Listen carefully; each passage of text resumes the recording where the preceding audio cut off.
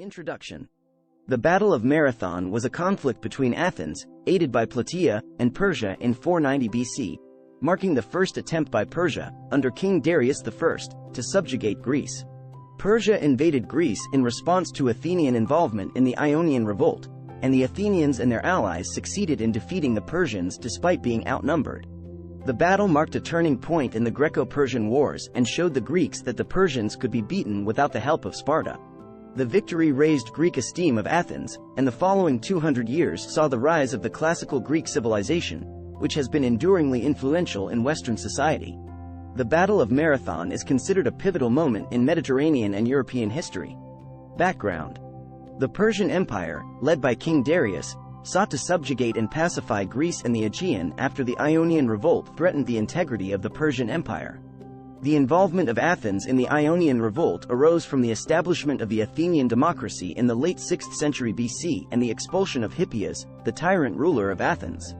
Hippias fled to the Persian satrap, Artaphernes, and promised control of Athens to the Persians if they helped restore him. Cleisthenes was restored to Athens and began to reform the state with the aim of securing his position. Athens and Eretria supported the Ionian Revolt, sending a task force of 25 triremes to Asia Minor to aid the revolt. Strategic and tactical considerations. The Athenians had some disadvantages at the Battle of Marathon. They had to summon all available hoplites to face the Persians, but they were still outnumbered.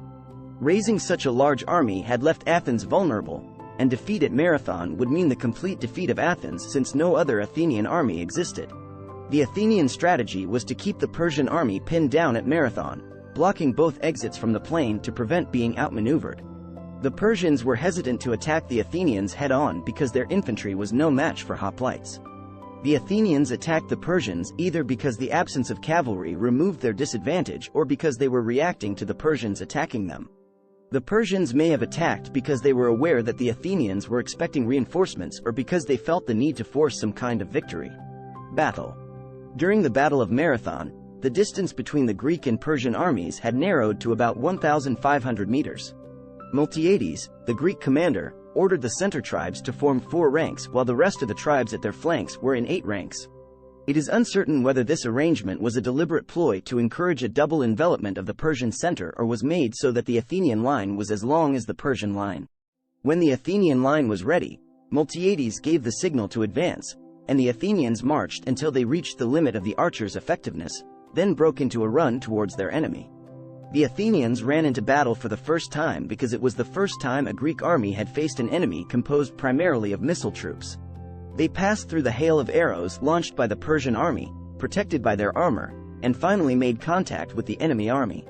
The Athenian wings quickly routed the Persian levies on the flanks, before turning inwards to surround the Persian center, which had been more successful against the thin Greek center. The Persian center then broke in panic towards their ships, pursued by the Greeks. The Athenians managed to capture 7 Persian ships, while the majority were able to launch successfully.